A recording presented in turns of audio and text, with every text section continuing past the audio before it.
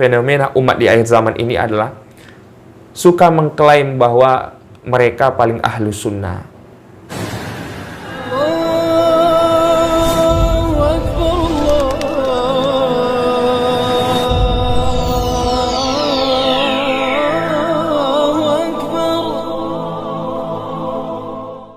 Assalamualaikum warahmatullahi wabarakatuh. Saudaraku yang budiman, pada hari ini pembahasan kita tentang fenomena umat di akhir zaman. Kita patut berbangga melihat antusias masyarakat hari ini dengan agama sangat tinggi. Berbagai majelis taklim, pengajian tumbuh di mana-mana. Tapi ada beberapa hal yang kita sedihkan, yang membuat kita prihatin juga tentang kondisi masyarakat muslim, khususnya di Indonesia hari ini.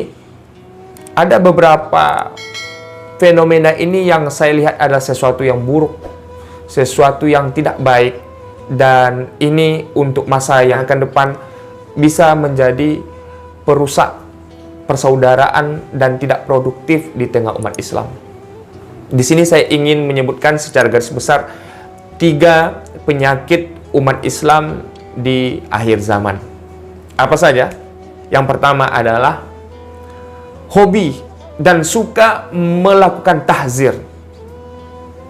Tahzir itu bagian dari amar ma'ruf nahi munkar, yaitu perintah menyampaikan ke masyarakat tentang keburukan suatu kelompok atau suatu kaum agar masyarakat terhindar dari penyimpangan-penyimpangan atau kesesatan-kesesatannya. Ini yang disebut dengan tahzir.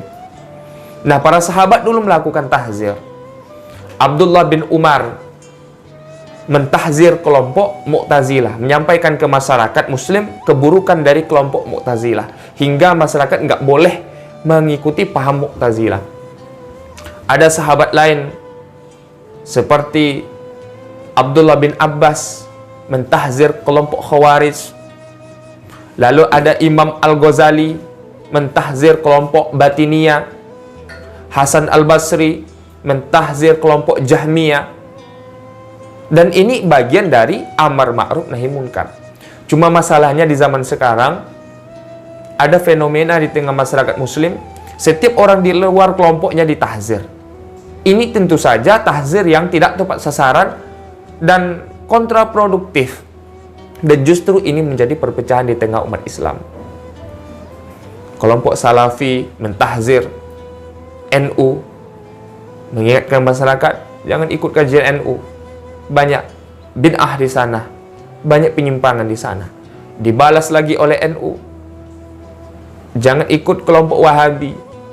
Mereka adalah kelompok-kelompok penyimpang, kelompok-kelompok Khawarij dan sebagainya yang suka mengkafirkan dan mensesatkan orang lain. Ditahzir lagi kelompok Muhammadiyah, dikatakan Muhammadiyah itu banyak subhatnya di sana. PKS pun ditahzir, dikatakan jangan ikut PKS. Kenapa? Karena PKS itu adalah kelompok orang-orang yang suka mengkritisi pemerintah. Berarti mereka neo-khawarij. Nauzubillah min zalik. Saudaraku yang berbahagia, tahzir yang seperti ini justru membuat kita terpecah satu sama lain. Dan tentu saja tidak seperti ini tahzir yang diperintahkan oleh agama kepada kita. Kalau ada kelompok itu memang menyimpang, seperti kaum Mu'tazilah, seperti orang-orang liberal, ya kita tahzir. Tetapi tidak setiap orang yang berbeda dengan kita, setiap orang yang berbeda pemahaman fikih dengan kita langsung ditahzir, dikatakan kepada masyarakat untuk menghindar atau menjauhkan diri dari kelompok tersebut.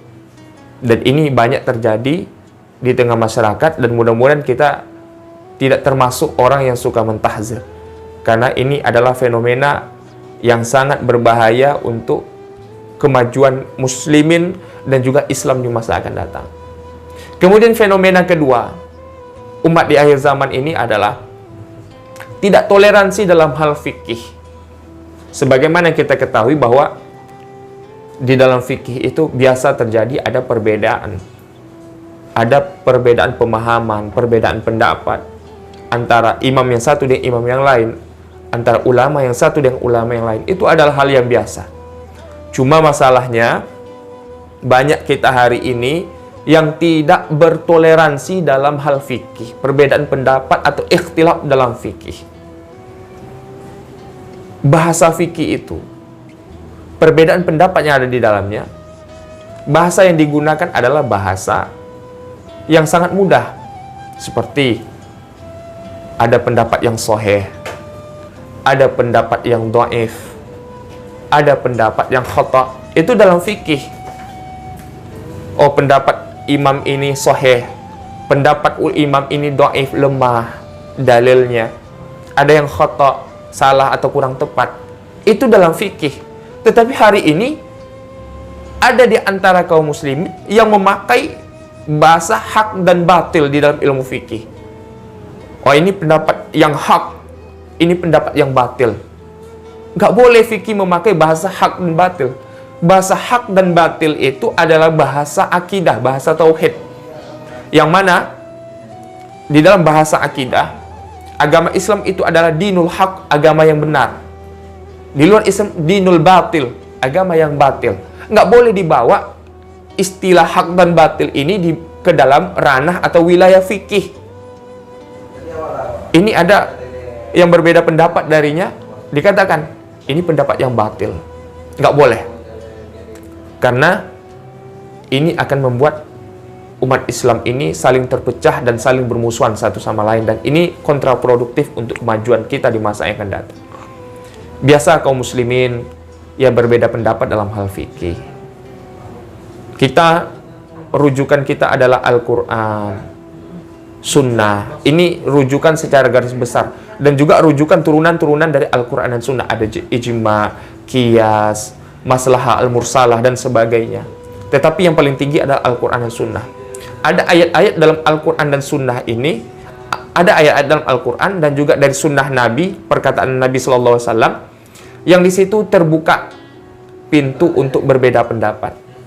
Salah satunya adalah surah Al-Maidah ayat ke-6 mengatakan bahwa yang membatalkan wudhu itu adalah aula mastumun nisa, bersentuhan dengan perempuan.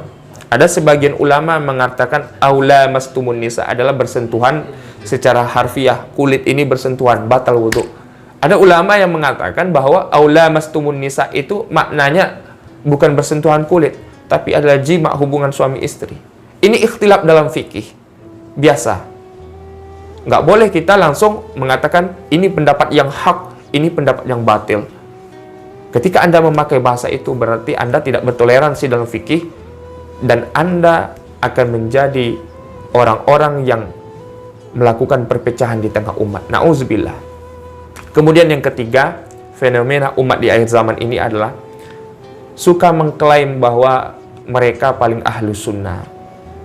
Ahlu sunnah itu, saudaraku, bukan nama ormas. Ahlu sunnah itu bukan nama kelompok. Ahlu sunnah itu adalah pemahaman akidah, yang mana pemahaman akidah ini merujuk kepada pemahaman yang dimiliki oleh Nabi SAW dan para sahabat. Dan setiap kaum muslimin yang berpegang kepada pemahaman Nabi dan para sahabat, berarti mereka ahlu sunnah. Ada satu hadis ini menjadi rujukan banyak kaum muslimin, yang diriwayatkan oleh Imam At-Tirmizi, dan terkadang ini dijadikan perpecahan oleh umat Islam. Sataftariku ummati ala salafina wa sab'ina firqatan. Kata Nabi, umatku akan terpecah nanti menjadi 73 golongan. Jadi kata Nabi, kaum muslimin di akhir zaman akan terpecah menjadi 73 golongan. Yang 72 itu nggak selamat. Yang selamat cuma satu. Apa itu? Ahlus sunnah.